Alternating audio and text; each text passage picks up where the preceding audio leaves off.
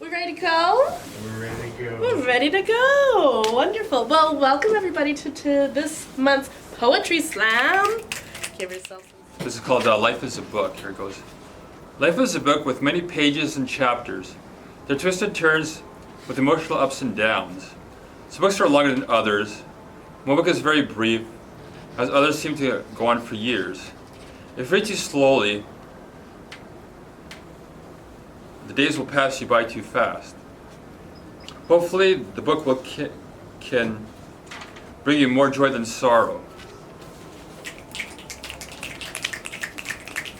Okay. So this is called City Gloom. It's called City Gloom. The moon is up in the sky. That's where the crows like to fly. An alley cat is black as night. This is when they like to fight. A sleepy fog hangs in the air. The rats are hiding in their lair. The ghosts of the dead walk to and fro. Where they came from, no one knows. Demons like gargoyles perch on the roofs. The legends last without the proof. The ghouls are singing a somber song as the vampires dance along. This world of darkness is such a fright, but everything will be alright. All right, I've got two poems for you today. The first one is called Consciousness. Dreams cut a swath through my consciousness, leaving in relief my thoughts, my obsessions, my fragile impressions. Love blooms like a cactus in the desert, prickly but soft in the center. Those nightmares stop my soul in its tracks, left so exposed to the highs and lows, the heat and the cold, the paralysis induced by paranoia. A vision unfolds that traps my heart, and I can't look away. This is why I'm afraid. A complex tangle of reasons I left and I stayed. Woke in a cold sweat. How can my imagination catch fire like this? I want to avoid the pain of facing my fantasies, letting the healing flow through me and the sediment sinking to the bottom of the river that is my existence. Settling murky and muddy, this is no crystal clear water. Cold as death, the current drags me under. So many terrors can haunt you and overwhelm you. I am still gasping for breath, sweet breath, wanting the comfort of another to dispel the dread. I want to take in the sun while I drown in my misery, waking to an aura of light. Fighting the panic, I resurface, baptized in hope, clutching at the normal. The rhythm of breathing brings me back to myself. Thank you, everyone. Okay, and this one is called The Criminal. The criminal is seductive. We all want to break the rules sometimes. They can seem so unfair. When we feel destructive, the anti-hero is there. The villain can protest what seems right and good, can appeal to our anger and those who feel misunderstood. Society can expose us to all kinds of red tape. Bureaucracy can be so frustrating to those who most need help. Sometimes crimes seem to be victimless, and we cheer for the criminal who is not a hypocrite, wanting draconian punishments for those without the means to live, who feel there is no way out but to embrace the criminal. Then there are villains who kill and maim. We should condemn them, but many of us like to see them get away. Some claim that they are expressing our frustration with the ordinary day-to-day, with the injustices we must swallow, the obstacles that get in our way.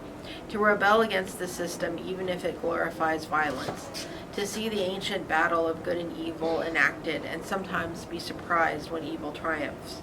The psychology of the criminal is complex, from murder to imposters and con artists, to drugs and selling sex, to fraud and petty theft. As both sides of the issue emerge, sometimes we offer help, sometimes the societal purge. We can sympathize with desperate people on the verge of criminality. Their defiance is an integral part of our reality, because being human is to have some moral fragility. Thank you.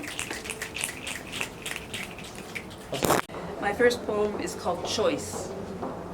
Minds full of thoughts, whether nice or vile, make us wonder why they feel us so. Are they for our good or our destruction? What are their purpose? Do we even care? Perhaps we should care, for those thoughts are mighty. They make us think otherwise, perhaps for our betterment. Yet some are not so good, meant for our demise. They harbor nastiness in intent, so should be shunned. Those who care not should be wary. You can find to your sorrow that you are down a rabbit hole none should go into for gain. Carefully be mindful of this, for they have power to alter, whether for good or bad events. Yours is the power to choose. The next one is called Colors. Spring has come slowly to us, bringing with it its palette of colors. They are vibrant and some meant to be so, to feed our souls with their array, and end to winter and its malaise. Spring with its colors nourish us, bring us in better balance with life, so necessary for so many of us who hope for better days and nights. Flowers and trees abud as well, birds chirping and migratory ones as well, letting us all know it is true. The colors of the spectrum cannot be denied. They must be embraced as they come, working themselves in our lives, reminding us of their powerful role. They must be exalted as they cycle on, powerful as they are in our lives. They are indeed creators of good for us, They are indeed creators of good for us, and must be respected for their sakes. Let us all remain agog before the beauty of colors in our lives, truly wondrous and joyful to all. And the other one is spring. Warmer days have come to us, indicating a change of days to come. A slight frenzy takes place around us. Newness is all the rage, renos of home. We are hostage to this change of place, no longer prisoners of winter's woes. We crave the newness before us, for after all, humans we are, ever grows. Accept this newness, for it is good. In so doing, liberates us to our betterment. No one is exempt from its care, for that is the fate of all who are adherent. Spring indeed has come. Yay, spring! I couldn't stop that one. I had to clap. Okay, so this one's called Our Hand, and all my poems are the glory of God and together with love. Waiting for the school day to end for centuries now. Mechanisms in computers, can you see the moving parts as they steal a freedom? No place on earth to escape time, traveling true north and waiting for helicopters, seeing motorboats go by. There are no more meeting places for a week. There is a snooze button and you might get lucky, caged in acquaintances. Sayings are more powerful than getting to know a person. One observation is greater than a prolonged effort. A ball in a hand, huge audiences watch, hoping to compensate a lost horizon. Gaining a face to lose a community. Authority is faceless, power is speechless. Hate is wordless because it reduces a man. Anger gains purchase because a drunken teenager may listen. The stars have become the art of computers. Creation teaches us the difference between probability and reality. No matter how likely it is, it may not happen. Dances either become like clocks, or we are meant to break them. We cross the street with oblivion. We numb ourselves to onlookers. Stepping outside is an act of submission. Some people will never hit their wall. Love for your greatest is on your knees, worshiping the one you need to find happiness. Using the car like a reminder that your life is subject to roads. TVs threaten us with consumerism.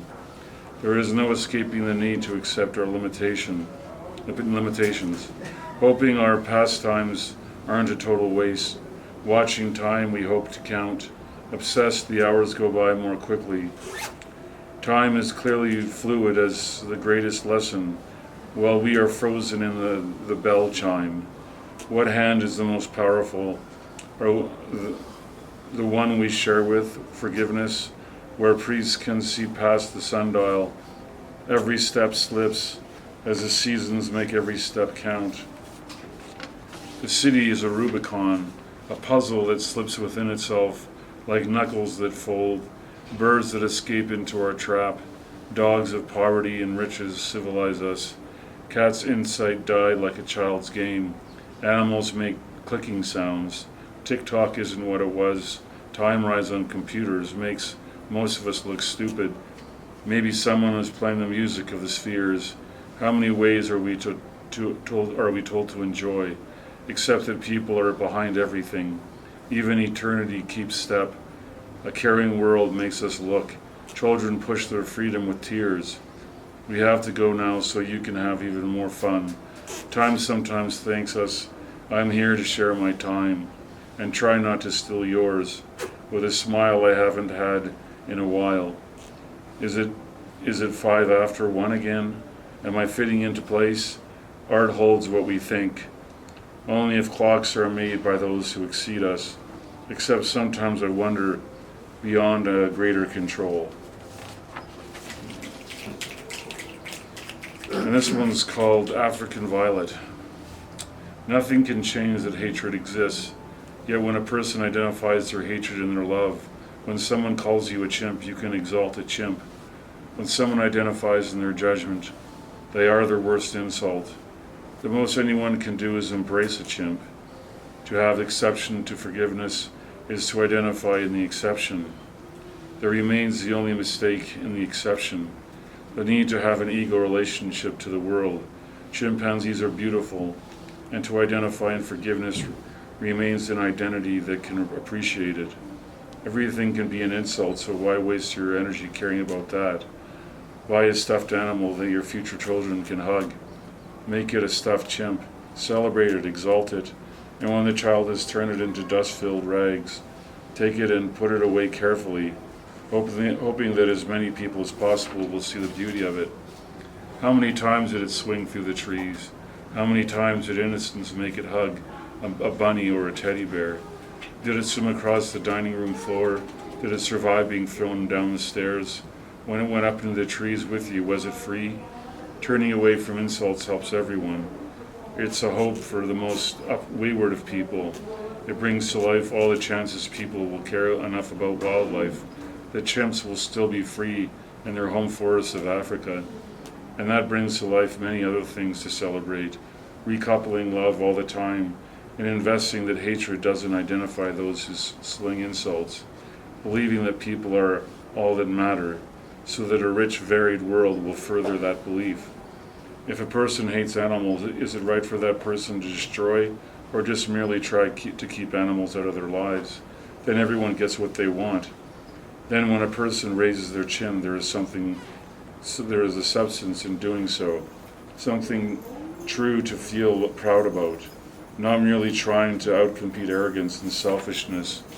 Watching a person climb trees and swing from vines, the grace and majesty of their athleticism, the creativity of their moves and vision, and when they race faster on all fours and leap with power and strength, then you call it Cirque du Soleil, or you cry in joy at their freedom. You laugh with tears because someone has escaped again beyond any one word you would use. This one's called Frozen Where I Stood. It's about meeting Marjorie Salke. White light like white paint, nature like a window, paintings hanging on hooks exposed, mind under everyone's feet, mud under everyone's feet, ceilings like hats, normal people with big eyes, people moving incrementally, yokes hanging off my shoulders, expectation like a new family, a house full of boxes, highways of toy cars spinning from closets. Everything is still, except when I try and move. Distance like charity, carpets spreading from our house, meeting up with the landmarks. A giant crow looks out into the window. Dead black eyes reflect off its eyes. Then it fights a finch. Everyone laughs. Suddenly my mom's soul is carried to heaven, and the crow takes care of it. Someone rubs the belly of the finch. All is forgiven. Time moves like a woman cleaning, like insight into the facade of civilization, never enjoying it more than a man. All is gone except the 2x4s, waiting for a kind of love, a strength so I can move on. The dance floor is centered by excellence, a need to achieve I had nothing of. I can't even remember when things moved on. The smallest steps of mine added up, or fame made a grand gesture. Distraction was the life of songbirds. My mother saw a hawk no one else did, and a murder of crows rip up her flowers. Seeing she had nowhere to go with injustice, and her ribs hurting her spine, as I tried to pick her up, as I was the only one who saw the urgency. Her soul moved through the crowd, yet a statue will be there forever, moving through the carpet pile like a marsh. With ease, everyone smiled at me. Frozen, I could not respond, maybe because I was yet to stand. Give yourselves a round of applause for doing your work today. Applause, claps, snaps, all of them. I don't know.